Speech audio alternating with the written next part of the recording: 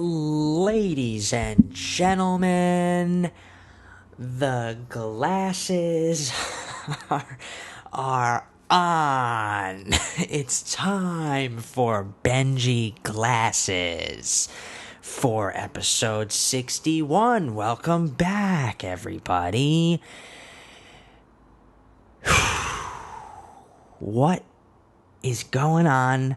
First time I ever wore the glasses on the show, and the reason is I have been told by a doctor to take 2 weeks off from contact lenses because I'm having an allergic reaction in my eyeballs. I'm taking prescribed drops for 2 weeks, no contacts.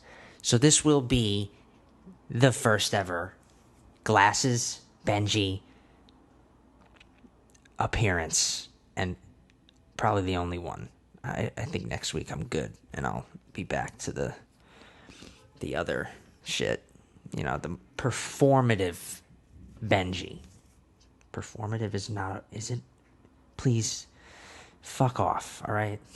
I should know what is and isn't a word. I get it, but sometimes I don't.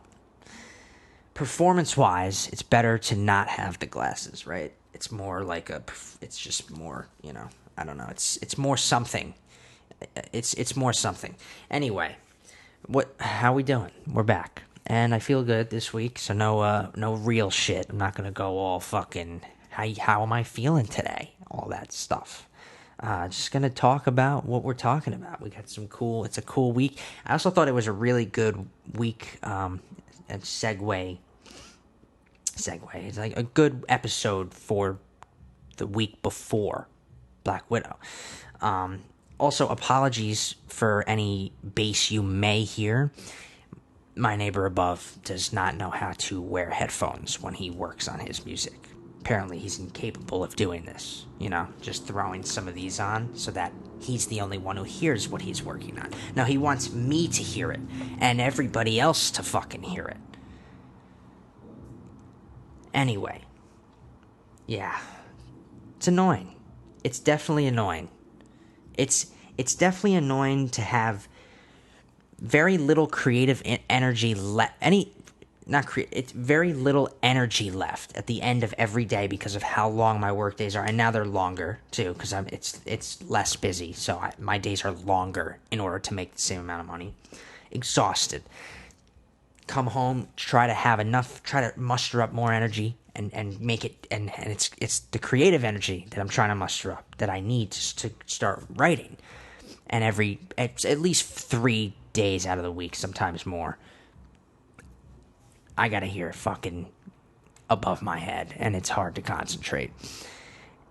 And on the bright side though, he has been better since we went at it a little bit. But still annoying.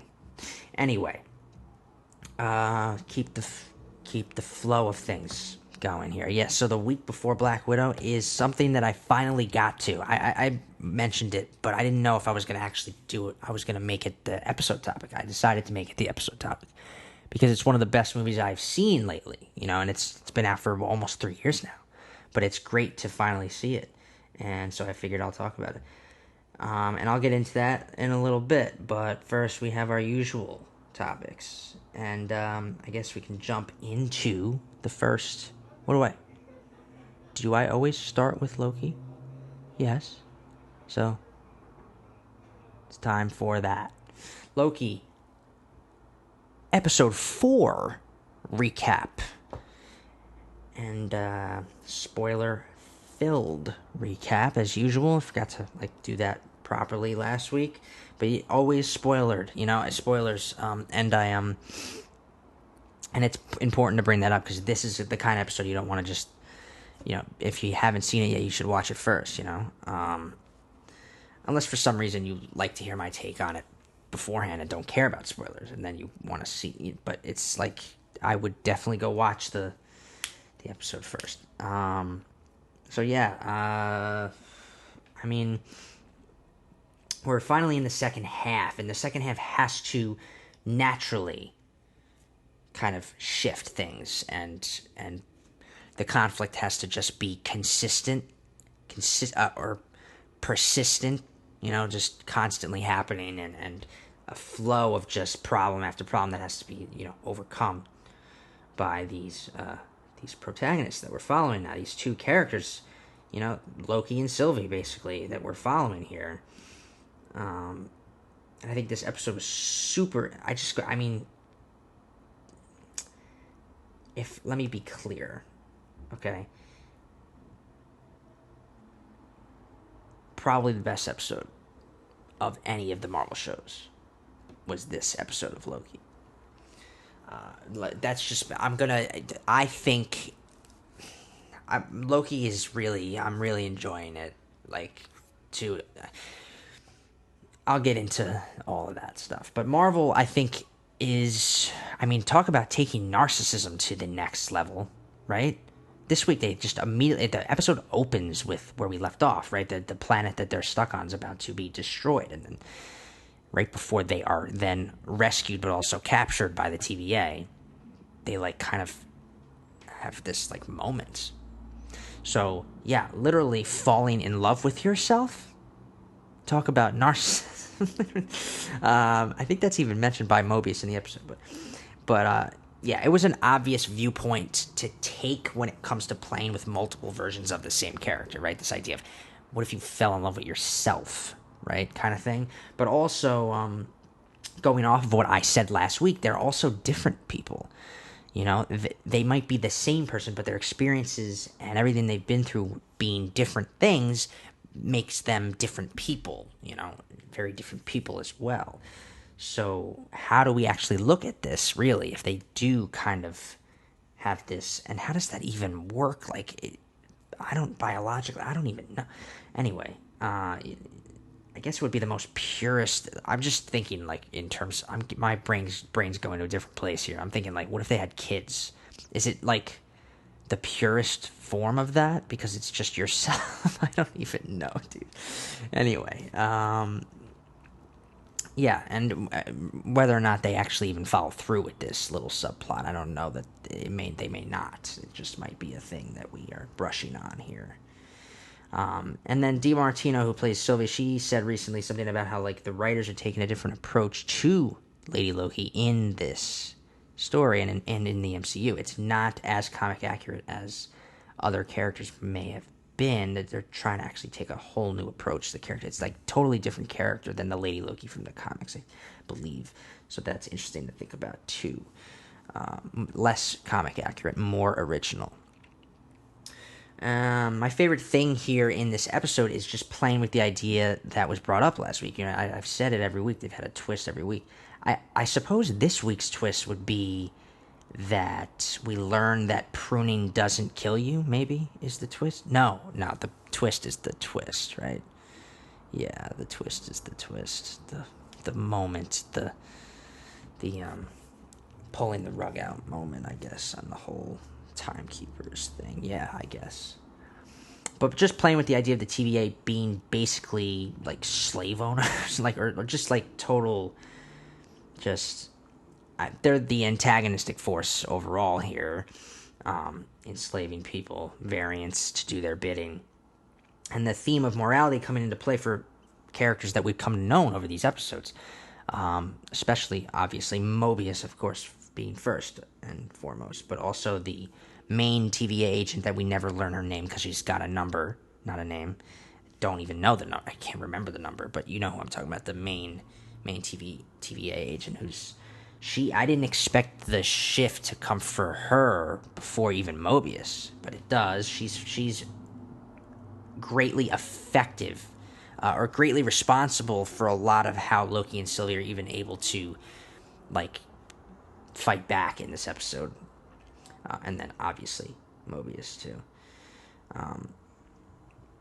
And then, just like and then it's just like Marvel, the right to fuck with us a little bit. So the twist of this episode, I'm thinking, is the obvious. As soon as I saw the Timekeepers, I was immediately like, no, fuck, guys, come on, this can't be. This is really cheesy, kind of. This is when Marvel fucks up here. This can't be. And of course, it's intentional. They are goofy. I'm like, this just it's weird. It's weird. It was weird and odd, and then of course it's not real. Like, they're not in charge. They're a total fake out. They're just not even real beings. Like, they're just like robots. Like, someone else is pulling the strings, and that's the twist, because it leaves one of two of the biggest questions remaining, which is who's running the show at the TVA, who's actually in charge, and could it be another Loki variant? Could another Loki be in charge of the TV? Like, that's something I've been thinking about as I watch lately. I thought there was a chance it could be old Loki, but actually ended up seeing him in this episode. Yeah, we'll talk about that too. But yeah, so who is that? And then the other thing is, where do you go when you're pruned? So we have these really like powerful moments where we have both Mobius and Loki getting pruned. And up until this point, up until the post-credit scene in this episode, there is a post-credit scene in this episode, so definitely, if you just totally didn't think to go watch that, you want to go watch that. Pruning does not kill you, but sends you somewhere else, because Loki wakes up somewhere else entirely after he's pruned, and it's weird. He's literally looking at 3 other variants that we meet. One of them's old Loki, one of them's young Loki, it looks like Kid Loki. I don't know who the third one is, but that is interesting to think about. So it means that also Mobius went somewhere. Where did he go? We don't know. We didn't get to see, but it just leaves it wide open for episode 5 to answer some of those questions. And yeah, every week has been like a different thing that we learn. Like, it's crazy. It's very well done. Very well done. Yeah. And after watching this absolutely fun-filled episode, I can't help but feel like the rating of this show for me has just gone up. I think it's my favorite of the shows that have come out so far, which is saying a lot, too, because Sam Wilson, Bucky Barnes, Wanda Maximoff, those characters, I haven't liked Loki more than them. I've always liked Loki, but not more than them. Like, he was always the anti-hero character, but I didn't realize how much this show showed me how much I needed a show about Loki, and it made me, and his show has been the best so of the 3 I mean, for me anyway. Yeah, I really am thoroughly enjoying this series most of all here. Yeah, and that's really all I have for you in terms of that episode. But, yeah, I can't wait to see what happens next. So, definitely come back next week for episode 500%, dude. And next week is that episode that I've been talking about, where we're going to have both Black Widow and Loki in the same episode. So, the whole kind of episode is themed around that, and it's kind of like a second Marvel episode of Screen Preach. But we will move on to not our topic yet, which we will talk about in the name of the Godfather, Son of Odin, and the Holy Jedi. In the name of the Great Peach. So, our news of the week this week. Not a shit ton of stuff, but all the things that I saw were super, newsworthy. And I'll start with the biggest thing that's been on all of our minds since it dropped a couple days ago. How can it not be? They finally dropped a fucking trailer for The Many Saints of Newark, now with the subtitle A Sopranos Story. I don't know if that's official, but it was in the trailer. It was like a Sopranos Story, the subtitle of The Many Saints of Newark, the prequel film for The Sopranos about Tony Soprano as a kid, played by James Gandolfini's son, Michael Gandolfini. Just, wow, dude. The trailer, if anything else, great trailer. We'll see about the movie, but looks fucking like it'll be great, man. Just a story in that world we didn't know we didn't know we needed, but we're gonna fucking be we want now. Now we're craving it. And the casting of this movie is the best thing about it. I can't believe they really just nailed it on the head with everything. And I'm really glad they're taking the direction that they're taking with this movie, because I didn't know exactly way back when I was following this. I've been following this movie forever now, since it was announced, but I didn't originally. I had heard that it wasn't going to be directly about any Sopranos character, but kind of just exist in the same world, and then the characters we would know would pop in. But then more and more it turned into an actual prequel story about Tony, and it looks. I mean, we get to see that mentor-mentee relationship that we've always heard about in the series. You know, Tony used to talk about it all the time to Christopher, because Tony and Christopher had that mentor-mentee thing, and he always used to say, you know, me and you, that's how it was with me and your dad. You know, Dickie Moltisanti, Christopher's father, was the Tony to Tony, where like Tony was Tony to Christopher. His mentor was Christopher's father, and we get to see that relationship. It's like the center, you know, it's like at the center of this entire story, as the trailer shows. And the casting there, I mean, I think Alessandro Nivola playing Dickie Moltisanti is fucking spot on. It just, even if you like little details, man, like even just from the trailer, the way that Michael Gandolfini's playing the character, he already seems to be nailing it on the head with how his father played that character, like just a younger version of Tony. I can feel it already. But also just little details I liked, like the way that Dickie's dressed is how Tony dresses in his adulthood, like the shirts and everything. Like there were a lot of cool little details, man. And the trailer didn't really spend a lot of time on any of the other characters, but we do get, aside from Tony and Dickie, the most we see of is we see Livia Soprano, his mother, played by Vera Farmiga, which is great casting again. And then they didn't really touch on the fact that I think John Bernthal is playing Tony's father in this. Look at that casting spot. That'll be fucking awesome. And then we don't really know who Ray Liotta's playing, but he's in this. So we'll see who he's playing.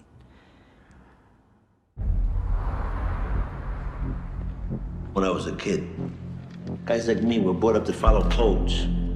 Hey, jerk off. What'd you say? What?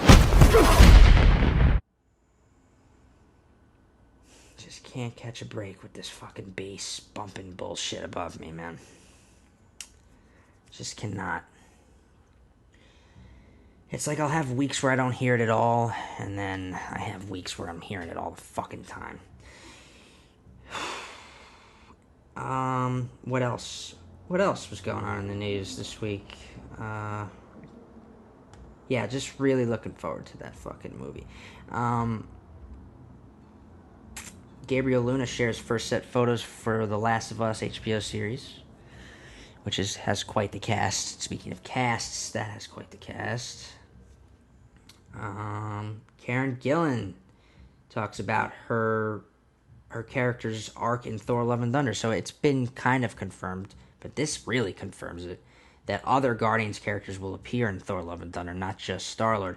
And apparently Nebula has this kind of, this other side of herself, this little arc for her that we'll get to see in the movie too. I thought that was interesting, so I thought I'd bring it up. I don't know how much of the film they'll actually be in, but it doesn't matter, dude. They could be in 5 minutes and it's worth it, right? I think Star-Lord, if anybody else, has the biggest of any of the Guardians. He has the biggest role in the movie. I think he's actually a main character in the movie. Speaking of Last of Us, they also added another cast member, right? They casted Nico Parker as Joel's daughter. Nico Parker is Joel's daughter. Alright, see, this is me I didn't play the games, man. So I'm confused by that. I saw that earlier this week. Who is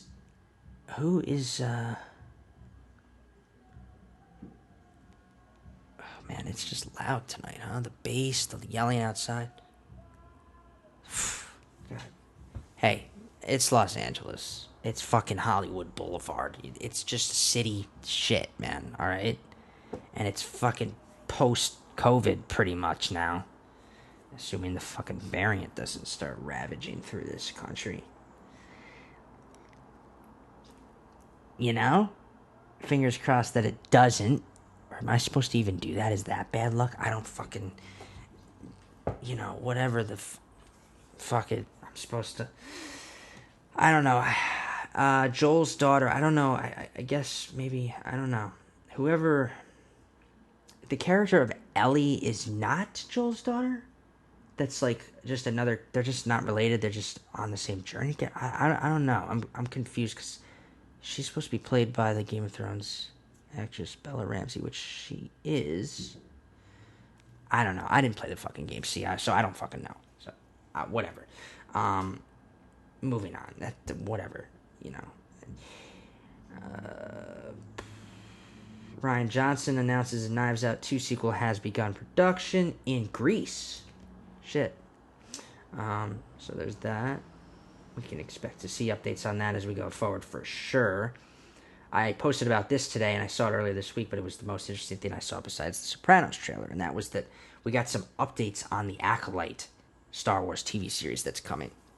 Showrunner Leslie Headland mentioned how the Phantom Menace is a big influence on her, and on this show that she's doing. The Acolyte takes place at the end of the High Republic era. The High Republic era takes place about 200 years before the Phantom Menace, so it's still like this before. We're getting a new era entirely, and we've been getting it in novels and comics. So this show, live action show, takes place at the end of that era, so I would assume, I don't know, 100 years before the Phantom Menace, maybe 50 years before the Phantom, something like that. If the High Republic era is a period of what? I guess all the time before the Phantom Menace, or is it a period of time in that 200 years before? You know what I mean? So at the end of the High Republic era is where exactly in the timeline we will find out as we go forward. But I just like how she mentioned how the Phantom Menace was a big influence on her growing up too. She was like 18 years old when she saw it, and she didn't understand why everyone seemed to hate on it, while she kind of actually really digged it. And that's not just her, you know, a lot of Star Wars fans. But yeah, it's that whole idea of like what comes before kind of thing, which is what her show is a lot of. It's what comes before the coming before. Like, you know, the prequel trilogy was all about what comes before Darth Vader and the Empire and everything, and how did he become Darth Vader, Anakin, and all that. So the Acolyte is before even that, and it's the first time that anything in cinema or television has dived into any period before the Phantom Menace. So, really looking forward to this show. Really, really looking forward to it. A lot of different stuff coming out in Star Wars is going to dive deep into different eras that we haven't seen before in on the screen. You know, we've seen it in books and comics, but never on screen. A lot of these eras, there's a lot of time for these artists to play with, and that's always been a thing Star Wars fans and Star Wars artists have always wanted to do, and wanted to see for fans. You know, is just dive into all these different. We're talking about 25,000 plus years of history in Star Wars that we've only ever seen in comics and books. You know, the films and the TV shows, they're taking place in this tiny little, you know, Jesus, spit it out. Tiny little, you know, fraction of, little piece of the history. You know, we got Taika Waititi's shows potentially taking place thousands and thousands and thousands of years before the Phantom Menace. So we'll see. I'm really looking forward to a lot of these things coming out. I think the Acolyte might be really up high on my list for sure, dude. Succession will run for a maximum of 5 seasons, says producer. Definitely gonna get around to watching that. I know it's good. But in case you're a big fan right now who's really into it, 5 seasons is probably when it'll be over. Which is good. I always like that's a nice number, you know. I think The Wire did it so good. 5, you know, it was nice. Sopranos was 6, but still, that's pretty much the same thing. It was nice, although The Sopranos was the kind of show that felt like it could have kept going. Different story there. Yeah, like Boardwalk Empire 5 seasons. I think that's a good number. I think Ozark, which is ending with its 4th season coming out, which just also added a couple more people to the cast, I think. That's kind of quick. I feel like 4 I don't like. I feel like you just need that 5th one. You need that 5th season. Stranger Things will probably end with 5, and if not 5, definitely 6. They're not doing more than 6. 5 and 6, that's a good number. I like 7 sometimes, if it depends on the show, though. You know, 8 is too long for some shows, but it's perfect for others. It was too long for Dexter, right? I don't know. I don't know why this matters. It's even a conversation to have. But, yeah, I think Ozark should just... They're doing 4 seasons, but it's split into 2 parts, the 4th season, but it's not like it's split into 2 long parts. It's 2 short parts, so it's still 4. I just feel like that's kind of... They should do 5, not 4. But if it ends the arc nicely, what am I talking about, dude? This doesn't matter. It doesn't matter the number of seasons. Fuckhead. All right, moving forward. Oh, dude, I listened to the Quentin Tarantino interview or conversation with Joe Rogan today, and it's funny that we're going to end the news segment with this, but I mean, Tarantino brought up to Bill Maher about how he's still committed to doing 10 films and then retiring. But he really elaborated on it even more with, I mean, fucking, this was probably a fucking, who cares what he told Bill Maher? Fuck out of here. Like the Joe Rogan episode. Go listen to that, dude. What a great fucking conversation they had about it. And I love when Tarantino gets really into talking about cinema, man. He's so passionate and fucking out there, man. It's great. Talk about wild man, but also just a fucking genius, dude. He's probably the greatest filmmaker of all time. I'm throwing it out there. If he's not the greatest, he's top fucking 5 for sure. And you know me, Scorsese's my number 1 all-time favorite. But I think, yeah, dude, it's the best thing about Tarantino is that he's just a lover of cinema. That was what I really take away from that interview, from that conversation with Joe Rogan. But he really elaborated on it to Joe, and he was talking about how he's going to definitely just let that 10th film just come naturally when it comes to, and he's just going to finish it up and write it and do it, and that'll be it. And he's going to kind of move on, you know. He just had a son, too, like this past year, basically, right? It's wild. He's gonna just be kind of like, it's great what he said he's gonna be doing a lot of. He's gonna write more books. His Once Upon a Time in Hollywood novel just came out this week, so I've been talking about it, and now I'll update you on that. It's out now. Definitely gonna. I already bought it. I'm gonna read it. He's going to be writing more books, maybe do some plays, maybe produce some TV, maybe, you know, but he's going to kind of just be a family man, and he's going to gracefully, it's great. He's like, I want to leave at the top of my game, not when people are like not feeling my shit anymore. And that's a great fucking attitude to have towards it all. But yeah, he's only going to do one more. And we won't see it for a while because it's not even he has no idea what it is yet. It hasn't even popped into his head yet. No idea, nothing. But he does want to just do 10, and yeah, he's still committed to that idea.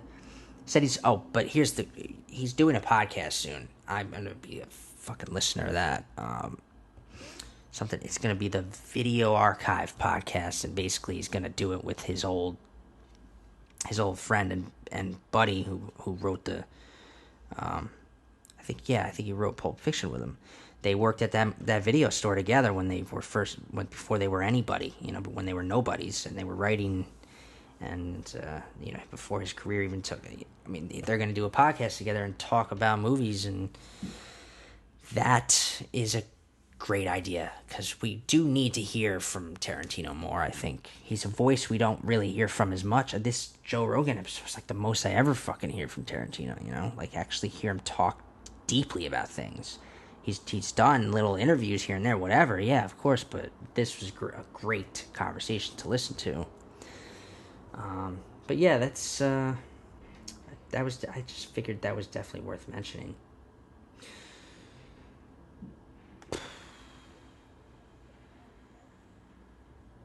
What else? That's it. That's the news.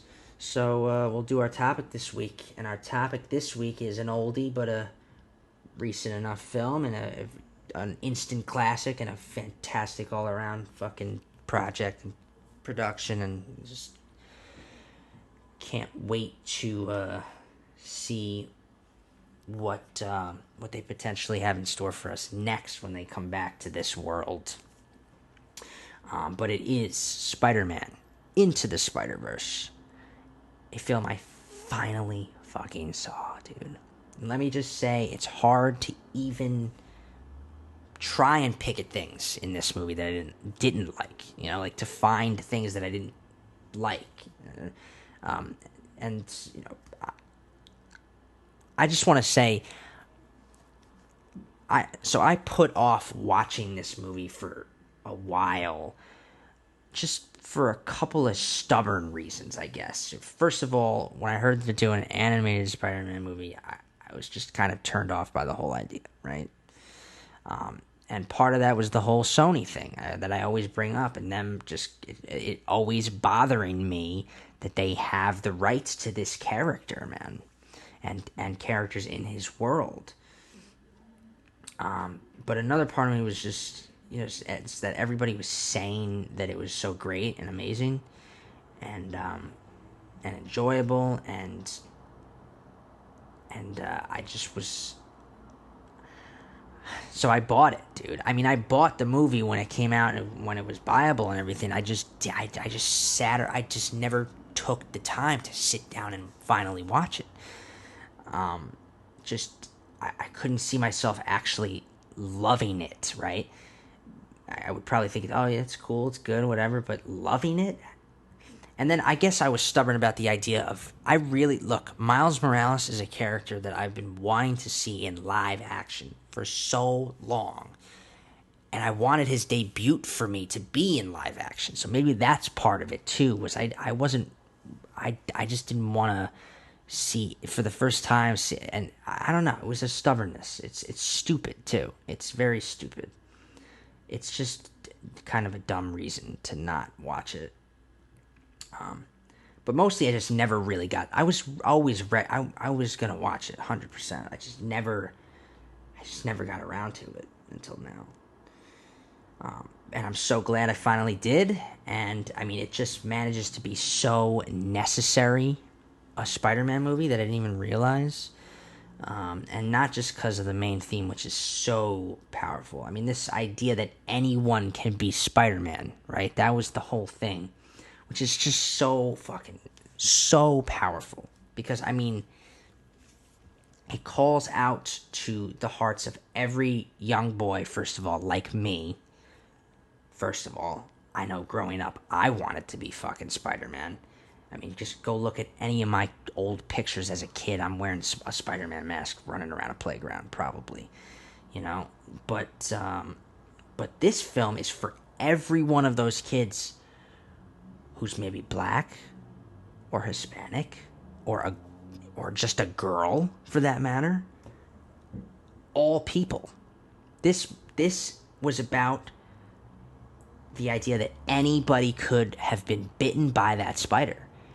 Anyone can be a hero, and anyone can face bigger than life challenges and overcome them. That's what this movie, and it's just immediately powerful and immediately heartwarming, and it just immediately pulled me in. I was hooked, right?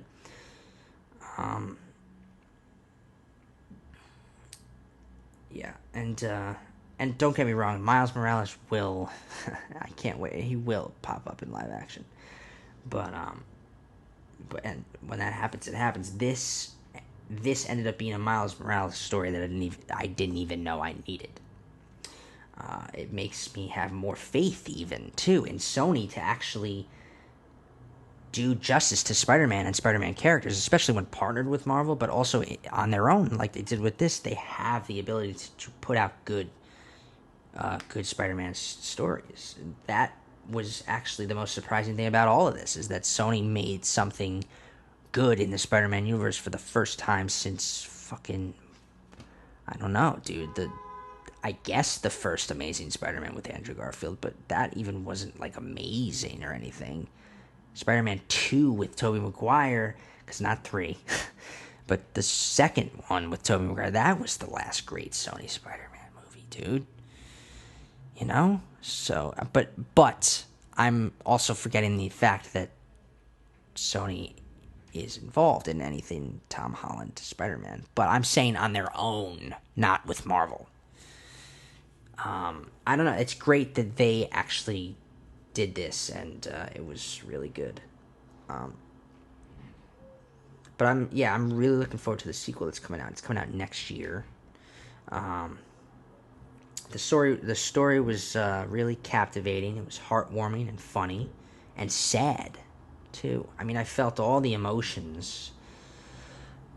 Every voice actor was on point. Fantastic job, all of them. It's funny to think of the lineup in this movie. Shameik Moore plays Miles Morales, and he's the best because he embodied the character of Miles Morales, and it was the most important role, and he did a fantastic job. Played Miles Morales as good as anyone since Donald Glover played the character, right? But yeah, the lineup of Spider-Mans, too, and, I mean, just everybody, even the side characters. I mean, Jake Johnson, Nicolas Cage, Mahershala Ali. Haley Steinfeld played Gwen. She's gonna play Kate Bishop in Hawkeye later this year. She voiced Gwen, Spider-Gwen, in this. Even Chris Pine for 2 seconds played the other Peter Parker. But the real heroes were Phil Lord and Chris Miller. They fucking did it, man. They really did it. After they did the Lego movie, they did this, and they really just pulled it off again. That fucking noise above me is really annoying me, dude. And it's funny, too, because you maybe don't even hear it at all, and that would be great if you didn't, because that's what I'm hoping for. I don't want it to disrupt the flow of this. But I hear it. I fucking hear it. Anyway, that's it. That's just my basic off-the-cuff thoughts. But I think the coolest thing about this was the comic book energy of it and style of it, or however you want to phrase it. The animation was unique and different, totally like specific to what this was trying to do. It was this you could feel this immersiveness of a comic book. It was like it took the term comic book movie and brought it to the next level, because it was a literal comic book movie. There were comic book moments. They had comic book elements to the whole design of it that just made it really pop in a lot of moments in the whole fucking movie. Yeah, so that was really the coolest stylistic decision on the part of the filmmakers. And how can I not just be honest about what this movie what I could rate this? This was I mean, I'm going to give it a 9.6 out of 10. I didn't think I'd love it that much, but yeah, it was fucking amazing, dude. It was an amazing movie. Spider-Man movie I didn't know I needed. Seemed to always, for the most part, have... That's the thing about Spider-Man, dude. He's just... It's kind of like Batman. You just take it and you... For the most part with Batman. But like Spider-Man, even his worst movies, it's fucking Spider-Man, dude. We all love Spider-Man. And now we can all really identify with Spider-Man better because of this movie. If that makes any sense. If that's really the importance of it. Yeah. Let's move on. I'm gonna keep the flow here, and we're gonna finish this episode up because it was actually pretty good. I liked it, and I want to just it's just bothering me, dude. Let's get it. Let's close her out. Our end of the episode segments are as usual as follows. Let's do a fun fact, a behind the scenes, a behind the camera. The next episode of Behind the Camera, I should just start saying that. So for the next episode of Behind the Camera, talk about, I like to keep it themed. 2010's superhero comedy Kick-Ass takes all the tropes of the superhero story and adds a little realism to the mix. But what went into the making of it? Did you know that Nicolas Cage, who plays Big Daddy, came up with some of the disguise details of his character? Like the thickness of his mustache when he's in and out of costume, including adding extensions to the stash when in his superhero form.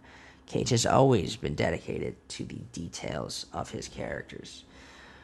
Or how about the fact that most of the studios looking at the film wanted Hit Girl to be an adult? This occurred mostly when there was a call for the violence to be toned down. But meanwhile, Matthew Vaughn's whole vision for the film was very specific, especially having Hit Girl be a kid. It was her dropping of the C-bomb in the comics that convinced Vaughn the adaptation would be worth his time at all. He wasn't about to tone anything down or devalue the original vision of Mark Miller. And there's no denying that Chloe Grace Moretz, who played Hit Girl, did a fantastic job. I mean, she did most of the stunts herself. I also like how there was an actual fear of the mafia getting involved, as in the comics, the main villain's name was John Genovese. The filmmakers worried about this because it was the same name as the famous Genovese crime family in New York, so they actually changed the name of the character that Mark Strong played. Just a few facts about the film. Kick-Ass is still a must-watch to this day. What the fuck?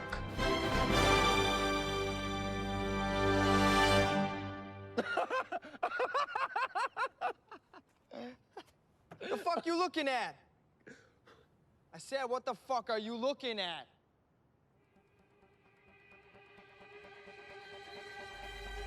Two cheap shit losers screwing with a car that someone probably worked their ass off to pay for.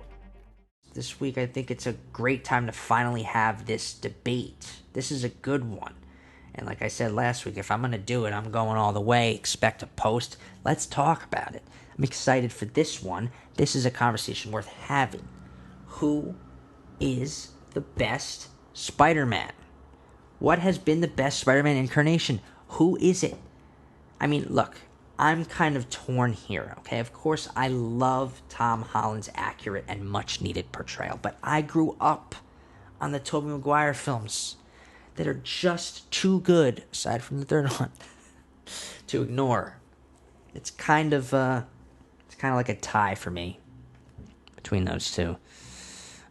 It kind of is, kind of is. Yeah, it's just kind of that's. But Miles Morales in this Spider-Man film could be in there. I mean, it could be. You could. There's Tobey Maguire's. There's Andrew Garfield's, Tom Holland's, Shameik Moore's, Donald Glover's, Jake Johnson.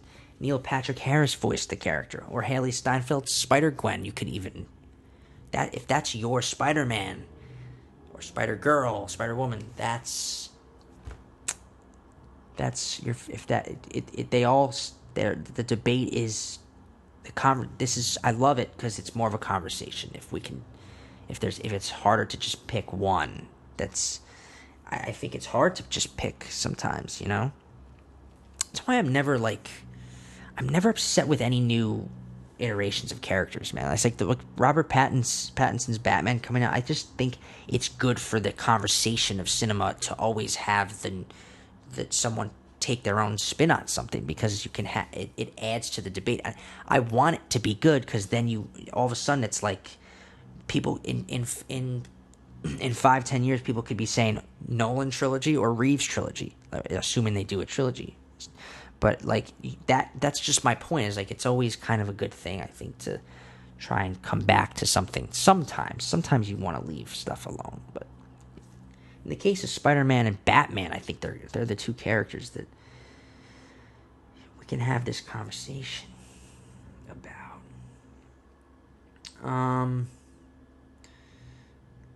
My recommendations this week are pretty simple and straightforward, and it helped that it was a superhero-themed week. It helps next week that it's superhero-themed, because I'm watching a lot of, when I can, I'm watching a lot of superhero stuff. Like last week, I recommended The Boys and whatnot, because you have to fucking watch that show. For real. But, this week, another one I'm watching that I was always trying to get around to, and I'm glad I finally did it, because it's good, is Umbrella. It's the Umbrella Academy.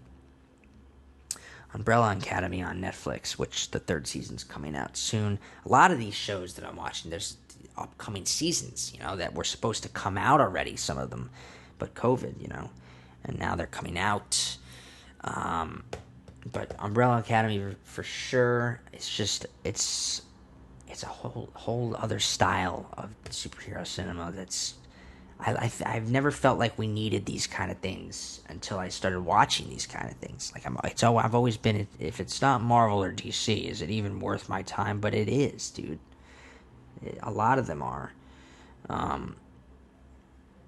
Yeah. Again, you never want to be stubborn about things, because you could really enjoy something and you could be doing yourself a disservice if you're just neglecting shit for stupid reasons. Movie, I couldn't really think of anything, because I'm not really watching a lot of movies other than the ones I'm talking about. I watch a movie a week, dude, obviously. The show, right? I watch a movie a week, but in my spare time, I don't have time for a 2-hour movie at the end of my fucking day. And I could spread it out over 2 days or 3 days, but I like to watch movies in one sitting, because that's how they're meant to be watched. TV, I can watch a half-an-hour TV show before bed, or an hour TV show before, if I can fit in the hour. It's been tough with even the hour ones. So Mortal Kombat, if you still haven't seen it, you definitely need to see it, and I know that's what I'm recommending, right? It's something I talked about, but why not, dude? Whatever. Book-wise, I started a little bit of something, because I rewatched Limitless, which I love, but I wanted to read the book, so I started to read the book, The Dark Fields, that it's based on. So I recommend it, because it's pretty good so far, anyway. Yeah, I don't have a game for you, because I'm still only playing the same game. Recommendations they're always gonna kind of vary, and maybe they suck sometimes, but maybe they're really on point. Everything I'm saying, though, I'm being truthful about. You need to watch or read these things. Or you should. You don't have to. Whatever. Good shit. What do you guys have, if you, hey, look, become a patron, give me some ideas of maybe fun things you want me to do on the show. I'll do, like, for fun, like, I'll just fucking chug a 40 or something. I don't know, dude, but become a patron in order, if I, like, for, you know what, fuck it, if I hit, right now, because I don't really have any, if 20 patrons, and I'll do a fucking bong rip, or I don't have a bong, I'll buy a bong, do a bong rip on the show. I don't know is that too much. Let's start with alcohol, and then we'll transition. 20 patrons, and I'll chug a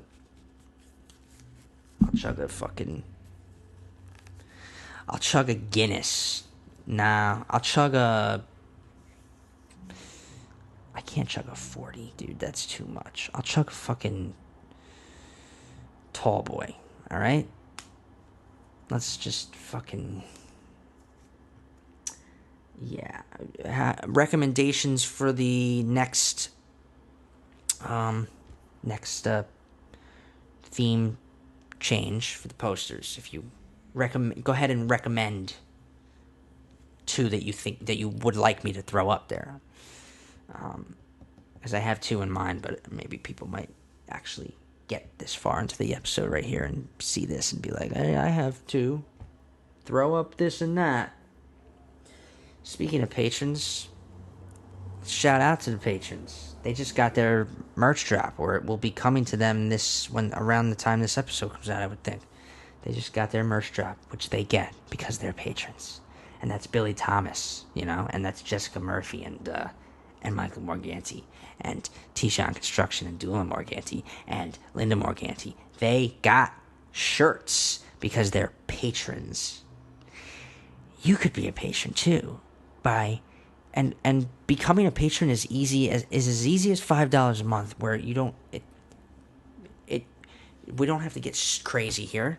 $5 a month, you get shout out, you get merch when it's dropped, and you also get a shout out on Instagram too. But yeah, it doesn't take much. So become a patron at patreon.com/preacher. I'm into making that grow even more. I want to collaborate with people if they're serious about it, Some of the tiers are about that. I understand that that's probably not the way to go about collaborating exactly, but whatever. My voice sounds like I got something going on. I don't know. Maybe not. Subscribe to. I'm going in a different order this week. I mean, you want to subscribe to BMS Studios on YouTube. You do. If you want to be updated on the weekly episodes and other content, you want to follow me at the Benji on Screen Pre. Oh my god, dude!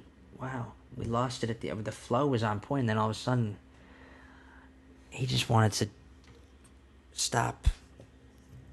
Yeah, we had a good time on the episode too. Yeah, follow me at the Benji on Instagram or at Screen Preach, and you want to follow both, really, and you want to follow at Screen Preach on Instagram too. And you can check out my website at benmorganstory.com, where my first 7 projects are up there. Definitely want to come back next week. I'm going to kind of poll a little bit, maybe I'll poll a little bit, see what people think. I'll do like a list of my upcoming episodes, but definitely Black Widow is next, 100%.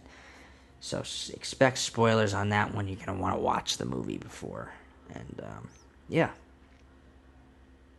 Thanks for watching and listening, guys. As always, for those who do every week, I really appreciate it. Even if, at the end of the day, I realized, too, even if I got one person listening to this every week, that's great, dude. I appreciate that. That's awesome. Have a cinematic week. Take us out, motorcycle.